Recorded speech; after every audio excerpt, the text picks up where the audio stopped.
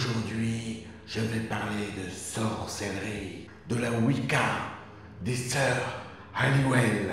Le 22 septembre, nous fêterons un nouveau sabbat. Il est donc temps pour tous nos sœurs et nos frères sorciers de se réunir dans leur coven pour sacrifier quelques heures de leur temps pour entrer en introspection. Et oui, cette semaine, on célèbre Mabon, ou l'équinoxe d'automne, un jour d'équilibre où le jour et la nuit sont à égalité. Je t'invite donc à prendre ta petite tisane de potiron, on va aller manger des pommes. Compagnons, mangez des pommes!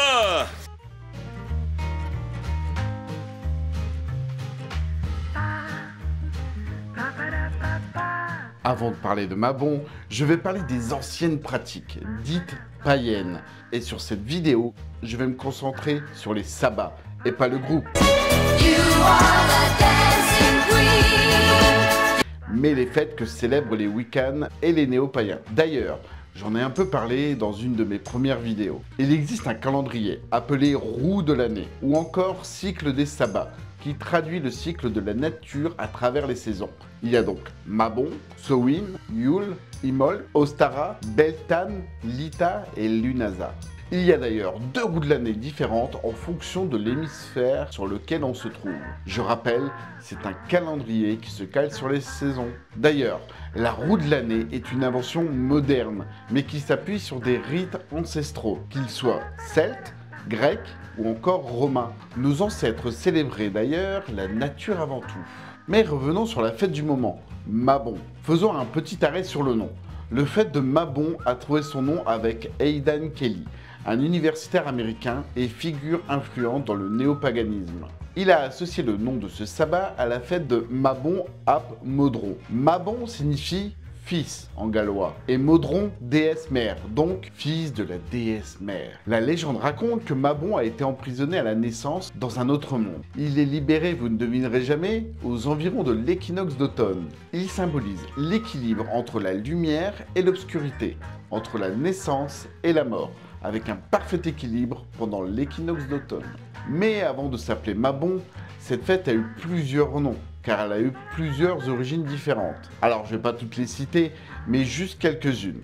On a par exemple une des principales, les mystères d'Éleusis. C'est une fête grecque qui célèbre les moissons. Cette fête se base sur la célèbre Perséphone, kidnappée par Hadès, car ce dernier en est tombé amoureux.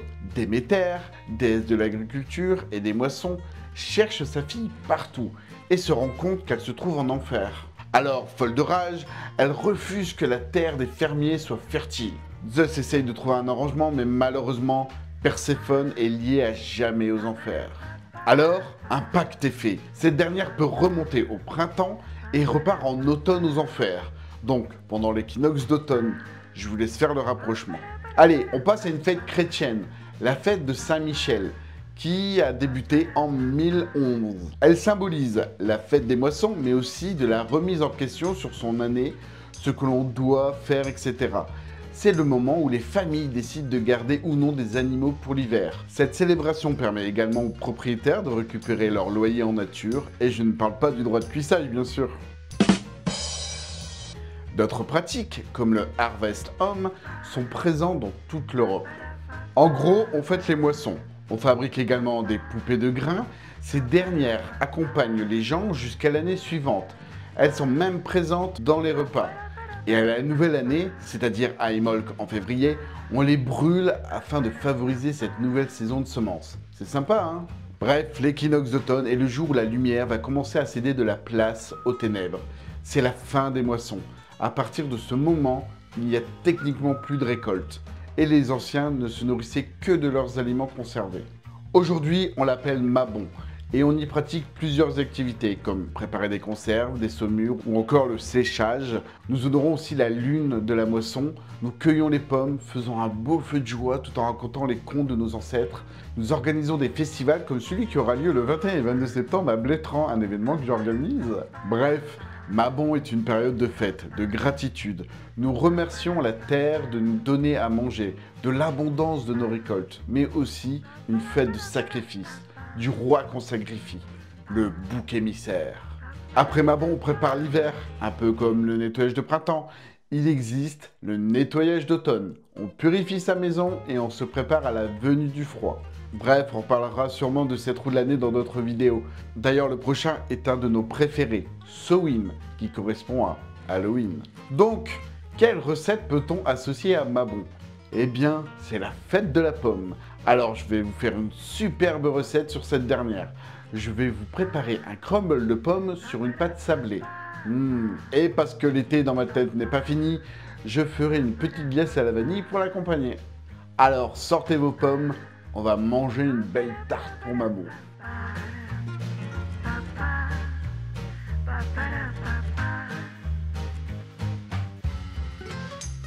Allez, c'est parti! On va commencer par préparer la glace. Je vous préviens d'avance, il y a beaucoup d'étapes. On sort sa belle gousse de vanille qu'on fend en deux. On en récupère les graines que l'on met dans la casserole avec la gousse. Ensuite, on ajoute la crème, puis le lait. On mélange le tout en chauffant jusqu'à ébullition. À côté, on va casser les œufs.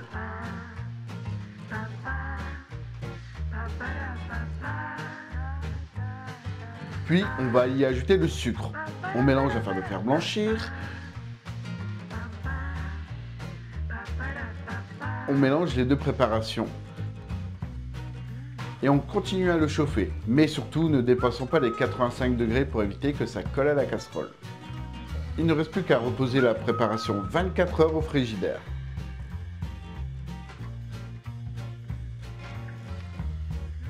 En attendant, on va préparer la pâte sablée. On mélange les farines, le sel, le beurre.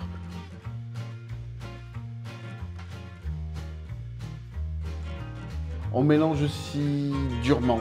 On ajoute aussi le sucre et on remélange. Puis on ajoute du lait, le jaune d'œuf. Et je vous laisse deviner, on remélange. Ça y est, la pâte est prête. On la filme et on la met au frais. Allez, maintenant, on va préparer le crumble. On sort le beurre, le sucre et la farine. On fait un mélange homogène et on met tout ça de côté.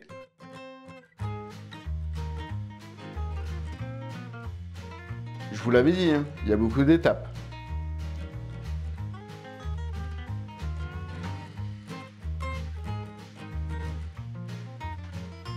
Allez, c'est maintenant le temps de trancher la pomme.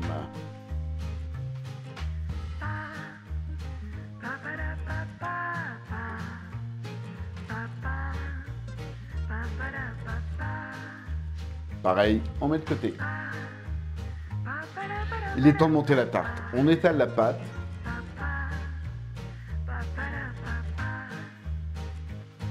Et on fait un beau rond.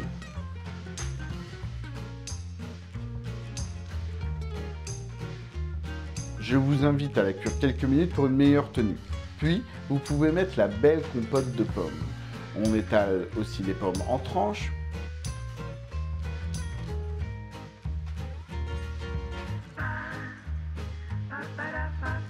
Puis, on met le crumble.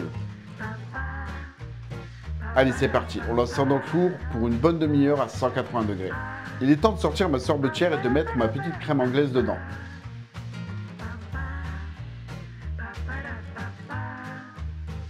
Une fois bien montée, je la mets en pot et zou au congélateur. A few moments later. Voilà, la tarte est cuite. On la met dans une assiette. Une petite boule de glace. Et bon appétit.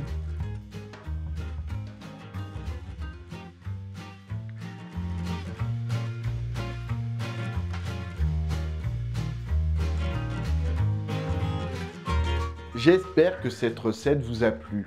Il y avait vraiment beaucoup d'étapes, mais c'est un régal, donc ça vaut le coup. Alors, j'espère que vous comprenez un peu plus Mabon et l'équinoxe d'automne. N'hésitez pas à me dire ce que vous en pensez en commentaire.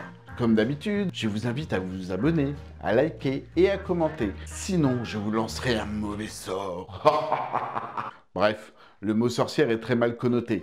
Mais à la base, il s'agit surtout de femmes qui se géraient seules, c'est-à-dire sans hommes, et se soignaient souvent par les plantes. Mais quelle horreur! Moi, j'aime bien ma sorcière bien-aimée qui m'accompagne tous les jours. Allez, c'est sur ce petit mot que je vais vous laisser. Je vous dis à la semaine prochaine. Profitez bien de ce week-end où la lumière deviendra moins présente que la nuit. Je vous fais des bises et à bientôt les histoculino curieux.